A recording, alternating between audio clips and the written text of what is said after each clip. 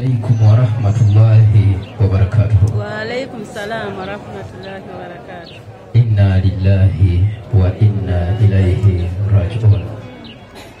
Chitaronyo ddala nze muzukulu wa jjajja Budda Kayongo Hakim. Timu ya PAL yonna eweddeyo olw'omukwano gwe tulina ne maama Nansamba. Mama Nansamba y'omu ku abo abalina ekibiina ekibagatta eky'omwoyo gwa PAL ogutafa abasukulumu. Tunyolera wamu nammwe olw'eddibu lino eriguddewo mu lujegere olutugatta.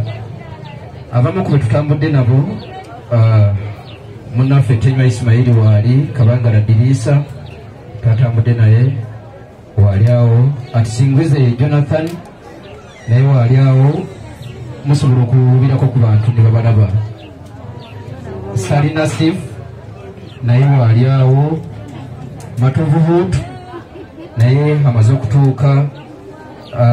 Mwanje Umaru naye waali awo. Mumbeja Frida naye atuuse dda. N'abalala bali mu kkubo bagenda maaso n'okuba nti bajja. Olwakadde bitalo nnyo ddala. Bana byabufuzi Mama Nansamba buli gwe badobera naye mu studio abadde amumanyi, era ng'oluva mu programu ng'agamba nti ebigambo mbiwulidde naye sooka oliddemu ogende ewaka, linda mu katono olyoka okole ki ogende. Inna lillahi wa inna ilaihi raji'un. So Baba Badiru munasonyiwa omuyisaawo oyo alina etoffaali ku kaliya yange mu Kampala Matali event.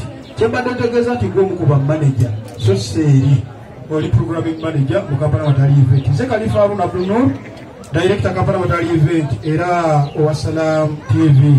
Mwebale nnyo, mwebalirira okumpuliriza. Omuzindaalo ngenda kuguza eri mukadde waffe omukulu w'ettu